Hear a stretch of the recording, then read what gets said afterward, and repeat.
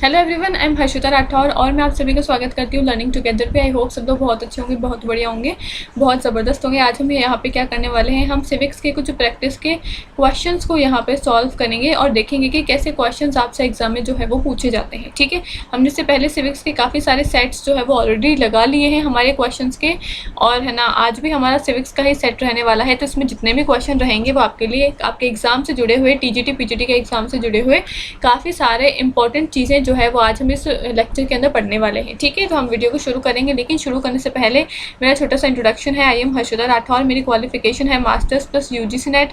2 सालों का मुझे ऑनलाइन टीचिंग एक्सपीरियंस है। 1000+ स्टूडेंट्स को मैंने पर्सनली मेंटोर किया है और पॉलिटिकल साइंस मेरा एक्सपर्टीज का सब्जेक्ट है। ये मेरा पर्सनल टेलीग्राम चैनल है हर्षिता मैम की पाठशाला, आप इसको ज्वाइन कर सकते हो। यहाँ पे आपको आपकी क्लासेस की सारी इन्फॉर्मेशन जो है वो मिलती रहती है। आपकी है ना फ्री नोट्स वगैरह मैं यहाँ पे अपलोड करती रहती हूँ। आपके एग्जाम से जुड़ी हुई सारी जानकारी मैं यहाँ पे अपलोड करती रहती हूँ। एक हमारा कॉमन टेलीग्राम चैनल है जिसका नाम है लर्निंग टुगेदर, आप इसको भी ज्वाइन कर सकते हो। यहाँ पे भी आपको काफ़ी सारी इन्फॉर्मेशन जो है वो मिलती रहती है और हमारी क्लासेस की सारी लिंक वगैरह, सारी प्लेलिस्ट वगैरह हम यहाँ पे ही अपलोड करते हैं। तो मेक श्योर कि आप दोनों ही चैनल्स को ज्वाइन कर लो ताकि आपसे कोई भी जानकारी जो है वो मिस ना हो। ठीक है, हम चलते हैं हमारे पहले क्वेश्चन की तरफ। कितने क्वेश्चन आपके सही होते हैं वो आप मुझे कमेंट करके ज़रूर से बताना। पहला क्वेश्चन क्या पूछा है, सूची 1 और 2 दे रखी है, आपको यहाँ पे सुमेलित करना है सही उत्तर के साथ में। पहली सूची दे रखी है जिसके अंदर आपकी संसदीय समितियां यानी कि पार्लियामेंट्री कमिटीज़ बताई हुई है, और दूसरी सूची दे रखी है जिसमें आपको सदस्यों की संख्या यानी कि नंबर ऑफ मेंबर्स बताए हुए हैं। कौन सी पार्लियामेंट्री कमेटी में कितने सदस्य होते हैं उसके नंबर को आपको मैच करना है। पहली आती है आपकी है ना लोक लेखा समिति, पब्लिक अकाउंट्स कमेटी, फिर आती है आपकी एस्टिमेट कमेटी, फिर आती है आपकी डिपार्टमेंटल स्टैंडिंग कमेटी, फिर आती है आपकी लोकसभा की व्यवस्था समिति यानी कि हाउस कमेटी ऑफ लोकसभा। तो इसमें कौन से कितने मेंबर्स होते हैं वो आपको मैच करके बताना है। ठीक है, अब पार्लियामेंट्री कमिटीज़ क्या होती है, पार्लियामेंट्री कमिटीज़ वो कमिटीज़ होती है जो कि आपकी संसद की समितियां होती है। नाम से पता चल रहा है, वो समितियां जो कि संसद के द्वारा बनाई जाती है किसी कारणवश। ठीक है, अब ये भी आपकी 2 प्रकार की होती है, एक होती है आपकी स्टैंडिंग कमेटी, एक होती है आपकी एडहॉक कमेटी। स्टैंडिंग कमेटी जो है वो आपकी परमानेंट होती है, वो आपकी हमेशा रहती है, और एडहॉक कमिटीज़ जो है वो आपकी टेम्पररी होती है, यानी कि किसी एक पर्टिकुलर बिल के लिए, किसी एक पर्टिकुलर मुद्दे के लिए, किसी एक पर्टिकुलर इशू के लिए उस कमेटी को बनाया था, उस कमेटी का काम खत्म हो गया, वो कमेटी जो है वो भंग हो जाती है। पर जो परमानेंट कमेटी है, जो स्टैंडिंग कमेटी है, वो हमेशा रहती है। तो ये चारों ही जो कमेटी है आपकी वो कैसी है, परमानेंट कमेटी है। Public account committee, estimate committee, standing committee, departmental standing committee और हाउस कमेटी ऑफ लोकसभा, सारी ही आपकी परमानेंट कमेटीज है। ठीक है, अब सबसे पहले आपको काफी है ना कुछ बातें जो है वो पता होनी चाहिए। सबसे पहले आपकी परमानेंट है ना पब्लिक अकाउंट कमेटी जो है, लोक लेखा समिति जो है वो आई थी 1919 अधिनियम जो है आपका 1919 का एक्ट जो है उसके तहत 1921 के अंदर आपकी लोक लेखा समिति आई थी। ठीक है, तो अगर आपसे एग्जाम में पूछे कि सबसे पहली समिति कौन सी आई थी, तो लोक लेखा समिति जो है वो आपकी सबसे पहले आई थी इंडिपेंडेंस से पहले। अगर ये पूछे कि इंडिपेंडेंस के बाद में सबसे पहली समिति कौन सी आई थी, तो आपकी जो प्रकलन समिति है, एस्टिमेट कमेटी है, 1950 में ये आई थी। इंडिपेंडेंस के बाद में सबसे पहली कमेटी है। स्वतंत्र भारत की सबसे पहली समिति कौन सी थी, आपकी प्रकलन समिति। पर अगर पूछे नॉर्मली कि सबसे पहली समिति कौन सी आई थी, तो लोक लेखा समिति थी, क्योंकि ये 1921 में आई थी आपकी इंडिपेंडेंस से पहले, और जो आपकी है ना प्रकलन समिति है ये 1950 में आई थी इंडिपेंडेंस के बाद में। तो अगर पहले का पूछे इंडिपेंडेंस के पहले तो पब्लिक अकाउंट कमेटी, बाद का पूछे तो एस्टिमेट कमेटी। ठीक है, ईयर मैंने आपको बता ही दिया, ये आई है आपकी 1921 में और प्रकलन आई है आपकी 1950 के अंदर। एक होती है आपकी डिपार्टमेंटल स्टैंडिंग कमेटी, एक होती है आपकी हाउस कमेटी ऑफ लोकसभा। तो आपसे यहाँ पे पूछा है कि आपको इनके मेंबर्स कितने होते हैं, 45 मेंबर है, 22 है, 15 है या फिर 30 है, इसके साथ में आपको यहाँ पे इसको मैच करना है। ठीक है, तो इसका करेक्ट आंसर क्या हो जाएगा, इसका करेक्ट आंसर होगा आपका यहाँ पे कि जो आपकी पब्लिक अकाउंट कमेटी होती है इसमें आपके टोटल 22 लोग होते हैं, जिसमें से कुछ आपके आते हैं लोकसभा से, कुछ आपके आते हैं राज्यसभा से। ठीक है, कुछ आपके लोकसभा से आते हैं, कुछ आपके राज्यसभा से आते हैं। एस्टिमेट कमेटी जो है इसमें आपके 30 लोग होते हैं और ये सारे ही आपके लोकसभा से ही आते हैं। पहले इसमें 25 मेंबर्स हुआ करते थे, अब बाद में हमने इसको इंक्रीज करके 30 कर दिया है, और ये सारे ही आपके लोकसभा से ही आते हैं। फिर होती है आपकी है ना departmental standing committee. Departmental standing committee जो है इसमें कितने सदस्य होते हैं, तो डिपार्टमेंटल स्टैंडिंग कमेटी में आपके टोटल 45 मेंबर्स होते हैं, और आपकी हाउस कमेटी ऑफ लोकसभा के अंदर टोटल 15 सदस्य होते हैं। तो ये इनका है ना इनके सदस्यों की संख्या है। लोक लेखा समिति में आपके 22 सदस्य होते हैं जो कि लोकसभा राज्यसभा दोनों से आते हैं। एस्टिमेट समिति यानी कि प्रकलन समिति जो है उसमें आपके 30 मेंबर होते हैं। पहले ये 25 हुआ करते थे, बाद में इनको बढ़ा के 30 कर दिया, और ये सारे ही आपके 30 के 30 लोग सिर्फ और सिर्फ लोकसभा से आते हैं, राज्यसभा से नहीं आते हैं। डिपार्टमेंटल स्टैंडिंग कमेटी विभाग से संबंधित स्थानीय संसदीय समिति 45 लोग होते हैं और लोकसभा की व्यवस्था समिति में 15 लोग होते हैं, यानी कि ऑप्शन नंबर बी इसका करेक्ट आंसर हो जाएगा। ठीक है, आगे बढ़ते हैं अगले सवाल पे। Under whose authority is the contingency fund of India placed, यानी कि भारत की आकस्मिकता निधि को किसके अधिकार के अंतर्गत रखा जाता है? फाइनेंस मिनिस्टर, वित्त मंत्री, प्रेसिडेंट, राष्ट्रपति, प्राइम मिनिस्टर, प्रधानमंत्री या फिर कॉमर्स मिनिस्टर, वाणिज्य मंत्री। तो इसका करेक्ट आंसर क्या हो जाएगा? क्वेश्चन नंबर 4 का करेक्ट आंसर है ऑप्शन नंबर बी राष्ट्रपति। जो आपका कंटिजेंसी फंड है, आकस्मिकता निधि है, ये प्रेसिडेंट के अंडर कंट्रोल में रहती है। कंटिजेंसी फंड क्या होता है? वो फंड होता है जो कि हम इमरजेंसी के लिए बचा के रखते हैं। हम हमारी सैलरी में से भी कुछ पैसा जो है वो इमरजेंसी की सिचुएशन के लिए बचा के रखते हैं, कुछ पैसा हम सेव कर लेते हैं, कुछ पैसा हम खर्च कर देते हैं। तो इमरजेंसी की सिचुएशन के लिए जो एक राज्य है वो भी कुछ पैसा बचा के रखता है, जिसको हम क्या बोलते हैं? कंटिजेंसी फंड, यानी कि आकस्मिकता निधि। ठीक है, तो ऑप्शन नंबर बी जो है प्रेसिडेंट, इसका करेक्ट आंसर है कि ये जो आकस्मिकता निधि जो है वो राष्ट्रपति के अंडर कंट्रोल में होती है। आगे बढ़ते हैं। विच of the following is a constitutional body, इनमें से कौन सा एक संवैधानिक निकाय है वो आपको बताना है। वित्त आयोग यानी कि फाइनेंस कमीशन, अंतरराज्य परिषद यानी कि इंटर स्टेट काउंसिल, अनुसूचित जाति एवं अनुसूचित जनजाति कमीशन फॉर SC/ST या फिर योजना आयोग यानी कि प्लानिंग कमीशन। तो इसका करेक्ट आंसर क्या हो जाएगा? इसका करेक्ट आंसर हो जाएगा कि इनमें से कौन सा एक कॉन्स्टिट्यूशनल बॉडी है। तो कॉन्स्टिट्यूशनल बॉडी कौन सी है? इनमें से कॉन्स्टिट्यूशनल बॉडी है आपकी वित्त आयोग। वित्त आयोग जो है वो आपकी कॉन्स्टिट्यूशनल बॉडी है। आपसे पूछा है कि इंटर स्टेट काउंसिल भी आपकी वैसे तो कॉन्स्टिट्यूशनल बॉडी है, आर्टिकल 263 के अंदर लिखा हुआ है ये, है ना। आपकी है ना प्लानिंग कमीशन जो है वो आपकी एक एग्जीक्यूटिव बॉडी थी। तो आई थिंक यहाँ पे कुछ है ना, यहाँ पे आई थिंक क्वेश्चन में कुछ मिस्टेक है, क्योंकि इसका आंसर जो है वो आपका एक से ज़्यादा आ रहा है। ठीक है, पर आपको है ना ये चेक कर लेना कि कॉन्स्टिट्यूशनल बॉडीज़ और आपकी जो स्टैट्यूटरी बॉडीज़ है वो कौन कौन सी है। कॉन्स्टिट्यूशनल बॉडीज़ कौन सी होती है? जिसके बारे में हमारे संविधान में बताया हुआ है, और स्टैट्यूटरी बॉडीज़ कौन कौन सी होती है? जिसके बारे में हमारे संविधान में नहीं बताया हुआ होता है। तो आई थिंक इस क्वेश्चन में थोड़ी सी मिस्टेक है। ठीक है, आगे बढ़ते हैं। अगले सवाल पे क्या पूछा है? राज्य के नीति निर्देशक तत्व एक ऐसा चेक है जिसका भुगतान बैंक की इच्छा पर होता है, ये कथन किसका है? DPSP of state policy are like a cheque payable at the convenience of the bank, ये कथन किसका है? KT शाह का है, आपका है ना सुभाष कश्यप का है, DD बसु का है या फिर आइवर जेनिंग्स का है। तो इसका करेक्ट आंसर क्या हो जाएगा? इसका करेक्ट आंसर है आपका ये कथन जो है वो KT शाह का है। KT शाह क्या बोलते हैं? राज्य के नीति निर्देशक तत्व एक ऐसा चेक है जिसका भुगतान बैंक की इच्छा पर होता है, यानी कि DPSP of state policy are like a cheque payable at the convenience of bank. Option number A KT Shah इसका करेक्ट आंसर है। आगे बढ़ते हैं। अगले सवाल पे क्या पूछा है? भारतीय संविधान इनमें से किसका सर्वाधिक ऋणी है? Indian constitution is the most indebted to which of the following? Indian constitution जो है वो किसका सर्वाधिक ऋणी है? कॉन्स्टिट्यूशन ऑफ स्विट्जरलैंड, स्विट्जरलैंड के संविधान का, संयुक्त राष्ट्र अमेरिका के संविधान का, 1935 अधिनियम का, या फिर आपका है ना कनाडा के संविधान का, यानी कि कॉन्स्टिट्यूशन ऑफ इंडिया का। तो इसका करेक्ट आंसर क्या हो जाएगा? इसका करेक्ट आंसर होगा 1935 अधिनियम का, भारत शासन अधिनियम 1935 यानी कि गवर्नमेंट ऑफ इंडिया एक्ट 1935 का। ऑप्शन नंबर सी इसका करेक्ट आंसर है।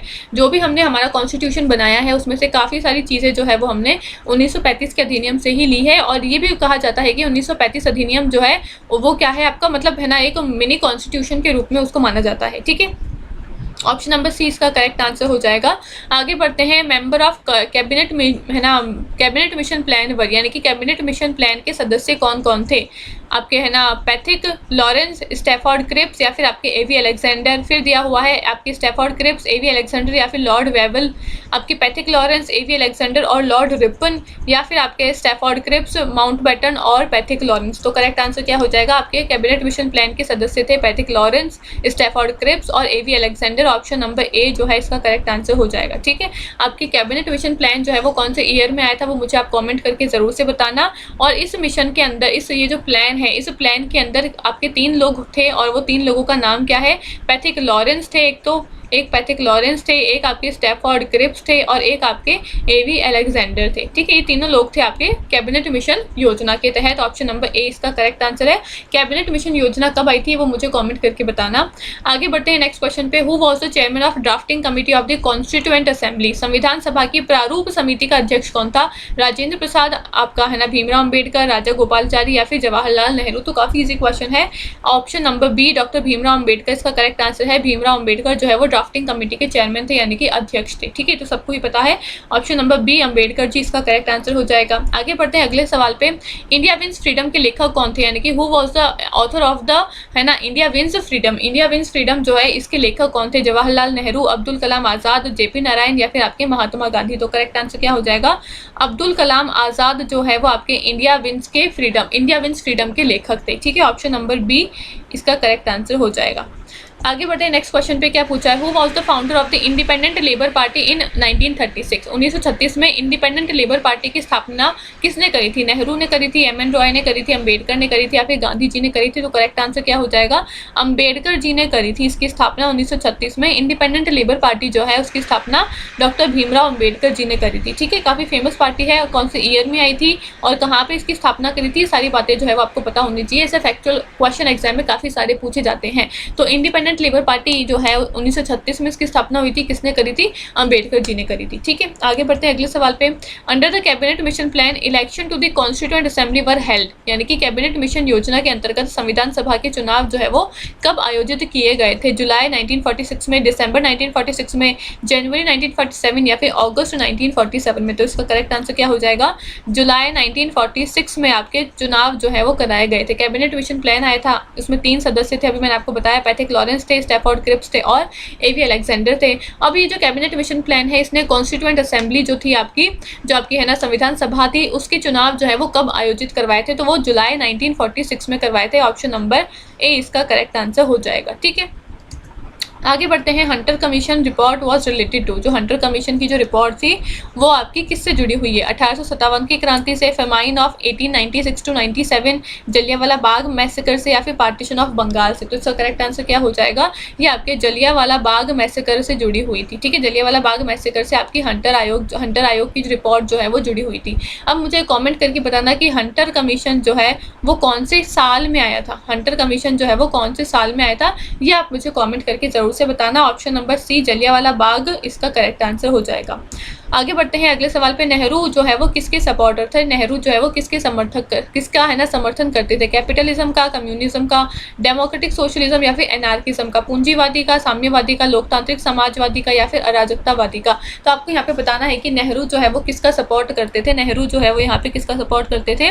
नेहरू आपके डेमोक्रेटिक सोशलिज्म यानी कि लोकतांत्रिक समाजवाद का है ना समर्थन करते थे। सोशलिज्म का समर्थन करते थे आपके जवाहरलाल नेहरू। ठीक है, और वो भी डेमोक्रेटिक सोशलिज्म का। एनार्किज्म वो नहीं मानते थे, कम्युनिज्म भी नहीं था और कैपिटलिज्म तो बिल्कुल भी नहीं था। वो आपके सोशलिस्ट थे। ठीक है, यानी कि वो आपके लोकतांत्रिक समाजवादी थे। ऑप्शन नंबर सी इसका करेक्ट आंसर हो जाएगा। आगे बढ़ते हैं। क्या पूछा है? Match the social movement with their respective category. आपको यहाँ पे कुछ सामाजिक आंदोलन दिए हुए हैं और उसमें आपको यहाँ पे मैच करा हुआ है। आपको बताना है कि इनमें से गलत कौन सा है। ठीक है, पहला है आपका तिभागा मूवमेंट, वो फार्मर्स मूवमेंट है क्या? एक आपका सतनामी मूवमेंट है क्या? वो ट्राइबल मूवमेंट है। एक आपका चिपको मूवमेंट है क्या? वो एनवायरमेंटल मूवमेंट है। एक आपका नर्मदा मूवमेंट है क्या? वो फेमिनिस्ट मूवमेंट है क्या? तो आपको बताना है कि इनमें से गलत कौन सा है ना। तो इनमें से गलत कौन सा है? आपका जो है ना सतनामी मूवमेंट जो है वो आपका ट्राइबल मूवमेंट है, ये बिल्कुल सही कथन नहीं है। ठीक है, ऑप्शन नंबर बी जो है इसका करेक्ट आंसर हो जाएगा। ये आपका जो सतनामी मूवमेंट है वो आपका ट्राइबल मूवमेंट नहीं है। ऑप्शन नंबर बी जो करेक्ट आंसर। आगे बढ़ते हैं अगले सवाल पे। क्या पूछा है? निम्नलिखित में से किसने ये कहा है कि जो लोग यह कहते हैं कि धर्म का राजनीति से कोई लेना देना ही नहीं है, वह धर्म का अर्थ ही नहीं जानते हैं? यानी कि who among the following said those who said religion has nothing to do with politics do not know what religion is. यानी कि जो ये कहते हैं कि भाई धर्म का राजनीति से कोई लेना देना ही नहीं है, उनको धर्म के बारे में पता ही नहीं है कि धर्म क्या होता है। ये कथन किसका है? अरबिंदो घोष का है, गांधी जी का है, सुभाष चंद्र बोस का है या फिर आपका एम.एन. रॉय का है? तो ये कथन जो है वो आपके महात्मा गांधी कहते हैं कि भाई है ना जिन लोगों को धर्म का है ना, ये जो लोग ये कहते हैं कि भाई राजनीति में धर्म नहीं होना चाहिए, उनको धर्म का मतलब ही नहीं पता है। यानी कि इस कथन से हम क्या देख पा रहे हैं? गांधी जी जो है वो कहते हैं कि पॉलिटिक्स में रिलीजन होना चाहिए। गांधी जी जो है वो पॉलिटिक्स के अंदर स्पिरिचुअलाइजेशन की बात करते हैं कि भाई पॉलिटिक्स में आध्यात्मिकता, पॉलिटिक्स में स्पिरिचुअलाइजेशन होना चाहिए। यानी कि पॉलिटिक्स के अंदर, राजनीति के अंदर धर्म का समर्थन करते हैं आपके Mahatma Gandhi ji. Option number B इसका करेक्ट आंसर हो जाएगा। आगे बढ़ते हैं अगले सवाल पे। According to Kautilya's mandal theory, number of state forming the mandal is 8, 10, 12 या फिर 14। कौटिल्य की जो मंडल सिद्धांत है उसमें मंडल निर्माण करने वाले राज्य जो है वो कितने बताए हुए हैं? 8 है उसमें, 10 है उसमें, 12 है या फिर उसमें 14 राज्य हैं। तो करेक्ट आंसर क्या हो जाएगा 17 का? ऑप्शन नंबर सी 12 राज्य बताए हुए हैं। ठीक है, कौटिल्य ने, आई होप आपने इसकी मंडल थ्योरी जो है वो पढ़ ली होगी। मंडल थ्योरी में आपके 12 राज्य जो है वो बताए हुए हैं, जिसमें से 6 जो है वो तो आपके आगे के राज्य हैं, 4 जो है वो आपके पीछे के राज्य हैं। ये तो 10 हो गए। बचे हुए 2 जो है वो आपके एक्स्ट्रा राज्य बताए हुए हैं, जो कि एक तो है आपका कौन सा, एक तो आपके है ना बफर स्टेट है और एक आपका न्यूट्रल स्टेट है। तो ये सारे टोटल मिला के आपके 12 राज्य होते हैं और इसमें 72 प्रकृतिज बताई हुई है और इसमें है ना, आपने इसकी सप्तांग थ्योरी भी देखी होगी जिसमें इन्होंने 7 ऑर्गन्स बताए हुए हैं राज्य के। तो ये मंडल थ्योरी और ये सप्तांग थ्योरी, षडगुण नीति, ये काफ़ी ज़्यादा इंपॉर्टेंट है। कौटिल्य की जितनी भी है ना थ्योरीज है वो काफ़ी ज़्यादा इंपॉर्टेंट है। यहाँ पे जो 12 आपको है ना राज्य बताए हुए हैं वो कैसे बताए हुए हैं? सबसे पहले तो आपका विजिगीषु बताया हुआ है कि बीच में आपका विजिगीषु होगा, उसके आगे होगा आपका अरि, फिर होगा आपका मित्र, फिर होगा आपका अरिमित्र, फिर होगा आपका मित्र मित्र और फिर होगा आपका अरिमित्र मित्र। तो ऐसे करके 6 राज्य जो है वो इनके आगे होंगे और पीछे इनके पीछे जो है वो विजिगीषु के 4 राज्य होंगे। कौन कौन से? पाषाण ग्रह, आक्रांद्र, फिर पाषाण ग्रह सार और आक्रांत सार। ठीक है, इस तरीके से टोटल 10 राज्य हो गए और बीच में इन्होंने बताया हुए हैं कि 2 एक्स्ट्रा राज्य होते हैं, एक होते हैं आपके बफर स्टेट, एक होते हैं आपके न्यूट्रल स्टेट, और ऐसे करके टोटल 12 स्टेट होते हैं। विजिगीषु कौन है? विजिगीषु है आपका राजा। राजा यानी कि जो आपका है ना, जो राजा का जो राज्य है उसका एग्जाम्पल लेके यहाँ पे है ना कौटिल्य ने बताया है कि एक राजा को अपने राज्य को किस तरीके से चलाना चाहिए, उसको अपनी है ना फॉरेन पॉलिसीज जो है वो किस तरीके से बनानी चाहिए, उसकी जो नेबरिंग जो है ना राज्य है, नेबरिंग जो उसके किंगडम है उसके साथ में कैसे संबंध बनाने चाहिए, ये सारी बातें जो है वो कौटिल्य ने इसके अंदर बताई हुई है। तो ये मंडल थ्योरी काफी ज्यादा इंपॉर्टेंट है। ऑप्शन नंबर सी 12 राज्य इसका करेक्ट आंसर हो जाएगा। आगे बढ़ते हैं अगले सवाल पे। Who called Marx the illusion of age, यानी कि मार्क्सवाद को युग का भ्रम किसने कहा है? आपको यहाँ पे बताना है कि मार्क्सवाद को युग का भ्रम यानी कि इल्यूजन ऑफ एज जो है वो किसने कहा है? एक्टन ने कहा है, कार्ल पॉपर ने कहा है, जेन्स ने कहा है या फिर लास्की ने कहा है? तो इसका करेक्ट आंसर क्या हो जाएगा? एक्टन जो है वो क्या कहते हैं? मार्क्सिज्म को युग का भ्रम कहते हैं, इल्यूजन ऑफ एज कहते हैं। ऑप्शन नंबर ए इसका करेक्ट आंसर हो जाएगा। आगे बढ़ते हैं अगले सवाल पे। निम्नांकित कथन किसका है? अब तक के ज्ञात समाज का इतिहास केवल वर्ग संघर्ष का इतिहास है, यानी कि फॉलोइंग स्टेटमेंट जो है वो किससे बिलोंग करता है? हिस्ट्री ऑफ ऑल द है ना hitherto exist society is of the history of class struggle. ये किसका कथन है? लेनिन का है, जॉन लॉक का है, जेएस मिल का है या फिर आपका कार्ल मार्क्स का है? तो इसका करेक्ट आंसर क्या हो जाएगा? कार्ल मार्क्स इसके बारे में बात करते हैं कि अब तक के ज्ञात समाज का इतिहास केवल वर्ग संघर्ष का इतिहास है। तो वर्ग संघर्ष, क्लास स्ट्रगल जो शब्द है इससे ही आप पहचान सकते हो कि कार्ल मार्क्स जो है वो वर्ग संघर्ष के बारे में, क्लास स्ट्रगल के बारे में बात करते ही है कि हमेशा समाज में, आप चाहे हिस्ट्री को उठा के देख लो, आप चाहे इतिहास को उठा के देख लो, हमेशा समाज में 2 वर्ग रहे हैं, जिसमें से एक वर्ग जो है वो अमीर है, एक वर्ग जो है वो गरीब है, और हमेशा अमीरों ने गरीबों का शोषण ही करा है। तो हमको इसको क्रांति के माध्यम से, रेवोल्यूशन के माध्यम से हटाना होगा। हमको क्या लेकर आना है? हमको कम्युनिज्म लेकर आना है, जहाँ पे ना ही क्लास होगी ना ही स्टेट होगा। क्लास नहीं होगी यानी कि कोई भी वर्ग नहीं होगा, और स्टेट भी नहीं होगा यानी कि कोई राज्य भी नहीं होगा। अब राज्य क्यों नहीं होगा भाई? राज्य इसलिए नहीं होगा क्योंकि कार्ल मार्क्स कहते हैं कि राज्य जो है वो भी सिर्फ और सिर्फ जो अमीर लोग हैं उसका ही साथ देता है, सिर्फ और सिर्फ अमीरों के लिए ही काम करता है, गरीबों के बारे में राज्य भी नहीं सोचता है। तो हमको कम्युनिज्म लेकर आना है, जहाँ पे ना ही कोई वर्ग होगा, वर्ग नहीं होगा तो वर्ग संघर्ष भी नहीं होगा, और ना ही कोई राज्य होगा। राज्य होगा तो फिर अमीरों का साथ देगा, पर राज्य ही नहीं होगा तो अमीरों का साथ कौन देगा? तो ना ही वर्ग होना चाहिए, ना ही राज्य होना चाहिए, क्लासलेस और स्टेटलेस सोसाइटी होनी चाहिए, जिसको इन्होंने कम्युनिज्म का नाम दिया है। तो आपका कार्ल मार्क्स जो है ऑप्शन नंबर डी इसका करेक्ट आंसर हो जाएगा। ठीक है, आगे बढ़ते हैं अगले सवाल पे। किस एक विचारक की ये मान्यता थी कि राज्य एक उत्पीड़न का यंत्र है, यानी कि which one thinker held that belief कि state is an instrument operation? कौन सा थिंकर जो है, Hegel, Karl Marx, Herbert Spencer या फिर टीएच ग्रीन? इन चारों में से कौन सा आपका जो विचारक है, कौन सा थिंकर जो है वो ये मानता है कि राज्य क्या है? इंस्ट्रूमेंट ऑफ ऑपरेशन है, राज्य क्या है? उत्पीड़न का यंत्र है। ये जो है वो कौन मानता था? तो कार्ल मार्क्स जो है वो ये चीज को मानता था कि राज्य क्या है? एक इंस्ट्रूमेंट ऑफ ऑपरेशन है, उत्पीड़न का यंत्र यंत्र है। क्यों है? मैंने अभी बताया, राज्य जो है वो हमेशा अमीरों का साथ देगा, राज्य जो है वो हमेशा अमीरों के लिए खड़ा रहेगा, जो भी काम करेगा वो हमेशा अमीरों के लिए ही करेगा, तो इसलिए राज्य क्या है? उत्पीड़न का यंत्र है, इंस्ट्रूमेंट ऑफ ऑपरेशन है एक स्टेट। ये कथन किसका है? कार्ल मार्क्स का है। ऑप्शन नंबर बी इसका करेक्ट आंसर हो जाएगा। आगे बढ़ते हैं अगले सवाल पे। Das Kapital is a work by which one of the following thinker. Das Kapital जो है वो इनमें से कौन से विचारक का है ना कृति है? हीगल की है, मार्क्स की है, लेनिन की है, या फिर नन ऑफ दीज की है? तो काफी इजी क्वेश्चन है। कार्ल मार्क्स की किताब है दास कैपिटल। अब मेरा आपसे ये क्वेश्चन है कि ये कौन से साल में कार्ल मार्क्स ने लिखी थी, वो आप मुझे कमेंट करके बताना, ठीक है। तो दास कैपिटल जो है वो आपकी कार्ल मार्क्स की कृति है, और दास कैपिटल में इन्होंने क्या बताया हुआ है उसको भी आप एक बार रीड कर लेना जरूर से। ऑप्शन नंबर बी जो है कार्ल मार्क्स इसका करेक्ट आंसर है। आगे बढ़ते हैं।